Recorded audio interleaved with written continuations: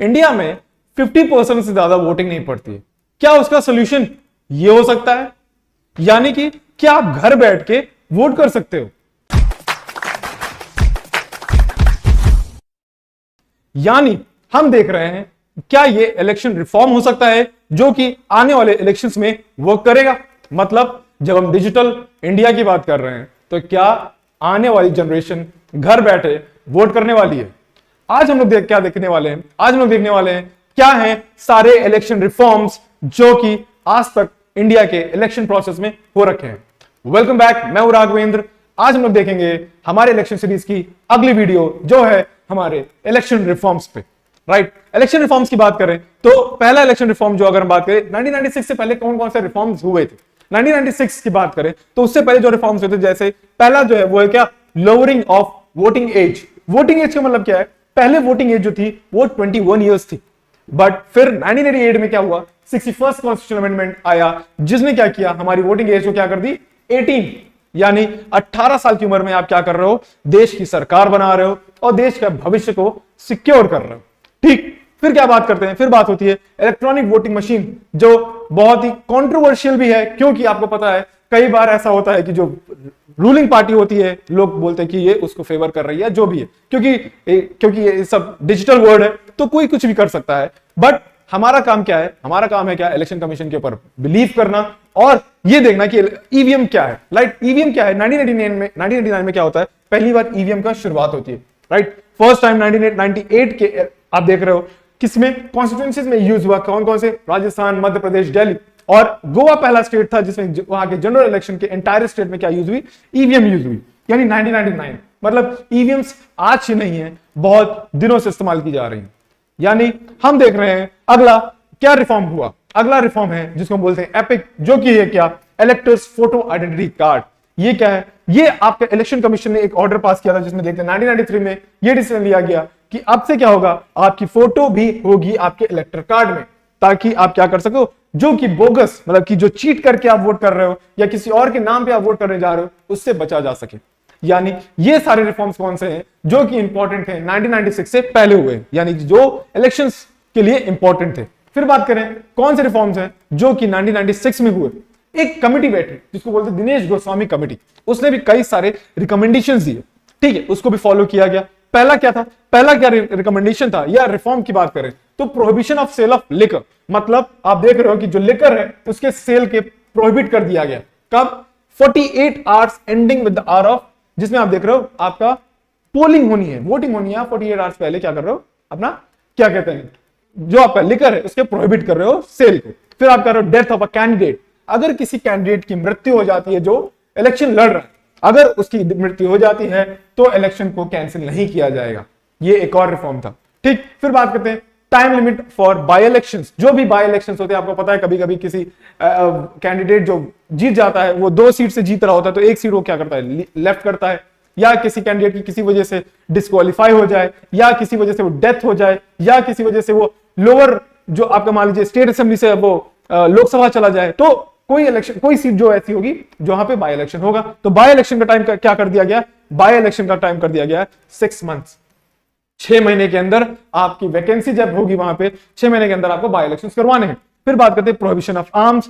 आप कभी भी, आप जहां पे भी पोलिंग स्टेशन है उसके आसपास आर्म्स लेके नहीं जा सकते। ठीक, और इफेक्टिव कैंपेनिंग पीरियड की बात करें तो उसको क्या कर दिया गया है, minimum gap between the last date for the withdrawal of a candidate. हम लोग ने लास्ट वीडियो में देखा था कि जो विड्रॉल है कैंडिडेट कब कर सकता है अपनी नॉमिनेशन का, 2 दिन में।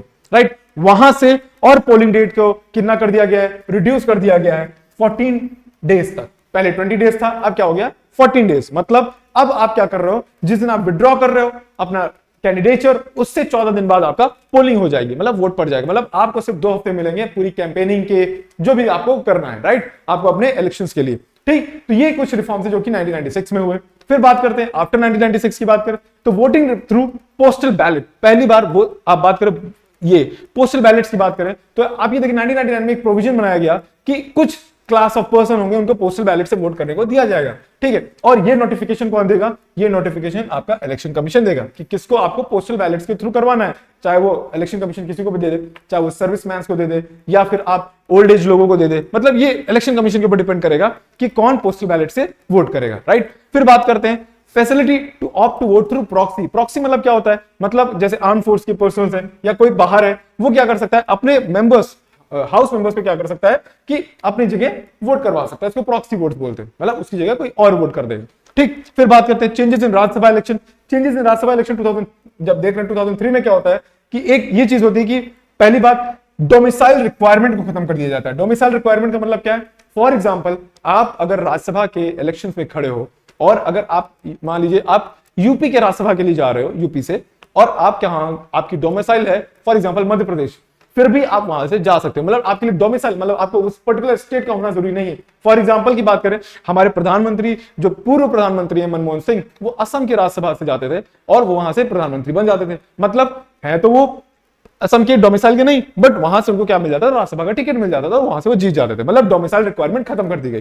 फिर ओपन बैलेट सिस्टम आ गया। ओपन बैलेट सिस्टम क्या होता है?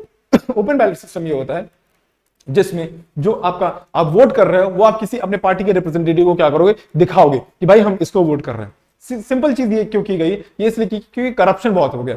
करप्शन का मतलब क्या? आप समझो कि अगर आप क्लोज बैलेट की बात करें तो हो सकता है कभी भी आप क्या करो, पैसे लेके या कोई और अनफेयर मींस या कुछ और फायदा लेके, कुछ और चीजों को लेके क्या कर सकते हो? आप इलेक्शंस को मैनिपुलेट कर सकते हो। मैनिपुलेट इन द सेंस कैसे? आप आपकी जो पार्टी ने जिसको बोला वोट करने का, वहां ना वोट करके किसी और को वोट कर दोगे, यानी इसको ओपन बैलेट सिस्टम बना दिया गया। फिर बात करते हैं free supply of electoral rolls. 2003 में गवर्नमेंट ऑफ इंडिया ये बोल दिया गया कि गवर्नमेंट ये इलेक्टोरल रोल्स जो होगी वो फ्री में सप्लाई करेगी लोगों को, राइट, जो कैंडिडेट्स होंगे। फिर बात करते हैं introduction of Braille signature features in EVM. मतलब जो लोग विजुअली इंपेयर्ड है, जो आंखों से देख नहीं सकते सही से, उनके लिए ब्राइल स्क्रिप्ट वाली ईवीएम्स लाई गई।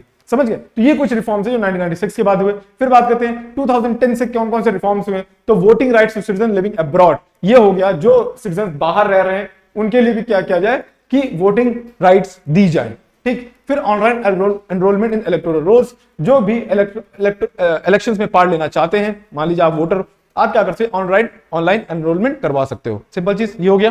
फिर बात करते हैं इंट्रोडक्शन ऑफ नोटा। नोटा मतलब नन ऑफ द अबव। जब आपको लगे कि आपके जितने भी कैंडिडेट्स आपकी कॉन्स्टिट्यूंसी में खड़े हुए हैं, आप उनमें से किसी को भी पसंद नहीं कर रहे, आपको लग रहा है कि ये वो है जो कि सही कैंडिडेट नहीं है आपके हिसाब से, तो आप क्या कर सकते हैं? नोटा दबा सकते हो।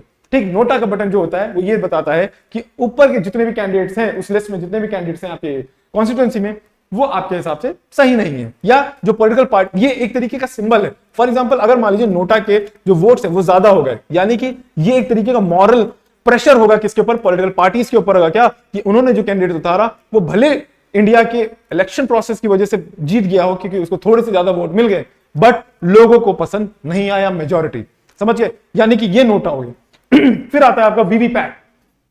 वीवीपैट क्या होता है? अभी रिसेंटली आप देख रहे हो न्यूज में था, वीवीपैट जो अपोजिशन पार्टी थी वो पूरे इंडिया में चाहती थी वीवीपैट को अप्लाई किया जाए। क्या है? Voter verifiable paper audit trial. इसमें क्या होता है? जब आप किसी भी पॉलिटिकल पार्टी को वोट करते हो तो आपको कुछ समय के लिए एक कागज में बगल में एक मशीन होगी जिसमें एक पर्ची में आपको जिस पार्टी को आपने वोट किया है वो पार्टी का सिंबल आपको दिखेगा। ये एक तरीके से कंफर्मेशन होता है कि भाई जो आपने वोट दिया वो सही जगह पड़ा। यानी कि ये एक तरीके से क्या है? ईवीएम को और कंफर्म और मजबूत तरीके से सही है, सेफ है, ये बताने के लिए किया गया। ठीक, फिर बात करते हैं photos of candidate on EVM and ballot paper. मतलब ईवीएम्स पे भी अब आप जब वोट करने जाओगे तो पहले नाम होगा और वोट जो भी आपका कैंडिडेट होगा उसकी फोटो भी होगी। ये इसलिए किया गया ताकि आप कंफ्यूज ना हो किसको वोट देना है। कई बार क्या होता है कि सेम नाम के लोग क्या होते हैं, एक ही जगह से खड़े हो जाते हैं, तब वहां पे क्या काम आता है? मान लीजिए आपका पार्टी सिंबल भी अगर मान लीजिए हो सकता है कि आप इंडिपेंडेंट हो, पार्टी सिंबल्स कंफ्यूजन क्रिएट करें तो आपकी फोटो भी रहती है वहां पे। सिंपल चीज क्या है? ये इसलिए किया गया है ताकि आप में कोई भी किसी और को वोट ना दे सको। फिर बात करते हैं linkage of voter ID card and Aadhaar card. ये क्या किया गया? वोटर कार्ड को और आईडी कार्ड को क्या कर दिया गया? एक तरीके से लिंक कर दिया गया। ठीक, फिर बात करते हैं प्रपोज्ड इलेक्टोरल रिफॉर्म। मतलब ये कौन से रिफॉर्म्स हैं जो आगे चल के आने वाले हैं या प्रपोज है कि ये किया जा सकता है। जैसे कि पहली बात करें एनआरआई वोटिंग, कोशिश की जा रही है कि एनआरआई को भी क्या किया जाए? वोटिंग का राइट दिया जाए। ठीक, फिर बात करते हैं कॉमन इलेक्टोरल रोल्स। ऐसा क्या जा रहा है कि इलेक्टोरल रोल्स कॉमन हो जाए किसके लिए? हमारे नेशनल जो नेशनल असेंबली के लिए इलेक्शंस होते हैं और स्टेट इलेक्शन के लिए जो आपके वो होते हैं क्या इलेक्शंस होते हैं। सिंपल चीज होगी। फिर प्रॉक्सी वोटिंग की बात होने लगी। Proxy voting can be allowed whereby voters may be delegate their voters. Proxy voting की बात होने लगी। इसमें क्या है, ये कहा गया कि भाई आप क्या कर सकते हो, अपनी वोट आप क्या कर डेलीगेट कर सकते हो, मतलब अपनी वोटिंग, अपने वोट का जो हक है वो किसी को दे सकते हो और वो आपकी जगह वोट कर सकता है। अगर आप कहीं पे फंस गए हो या आप किसी काम में बिजी हो, या हो सकता है कि आप क्या कर रहे हो, आप ओल्ड एज हो या आप सर्विस मैन हो, आप ऐसी जगह काम करो जहां से आपको वापस आने में, वोट करने में आपको समय, मतलब कि आप नहीं आ पा रहे हो किसी वजह से भी, तो इसको बोलते हैं आप अपना नॉमिनी बनाओगे और वो क्या करेगा, आपकी जगह वोटिंग कर देगा। और चौथा सबसे इंपॉर्टेंट वो है क्या, ई वोटिंग, जिसकी हम बात कर रहे थे, जिसमें आप क्या कर सकते हो, अगर आप किसी फार वे सिटीज में हो और वापस नहीं आ पा रहे हो तो आप क्या कर सकते हो, ई वोटिंग कर सकते हो। ई वोटिंग मतलब आप अपने फोन, अपने टैबलेट, अपने लैपटॉप में बैठ के किसी पॉलिटिकल पार्टी को जिसको आप चाहते हो पर्टिकुलर डे में, आप जहां पे अगर आपकी कॉन्स्टिट्यूंसी में वोटिंग पड़ रही है, आप उस दिन क्या कर सकते हो, वोट कर सकते हो। ये था क्या कुछ रिफॉर्म्स जो कि अभी तक हुए हैं इलेक्शंस में, और कुछ प्रपोज रिफॉर्म्स जो आगे वाले समय में आने वाले हैं। ठीक, और भी कई सारे रिफॉर्म्स हो सकते हैं जो कि आप हमको सजेस्ट कर सकते हो और इलेक्शन कमीशन को भी सजेस्ट कर सकते हो कि ये रिफॉर्म होने चाहिए। ठीक, अब आगे वाली वीडियोस में हम लोग क्या देखेंगे, ये हमारी इलेक्शन सीरीज में नया जो आएगा वो होगा क्या, मॉडल कोड ऑफ कंडक्ट में। तब तक के लिए पढ़ते रहिए। Take care, bye bye.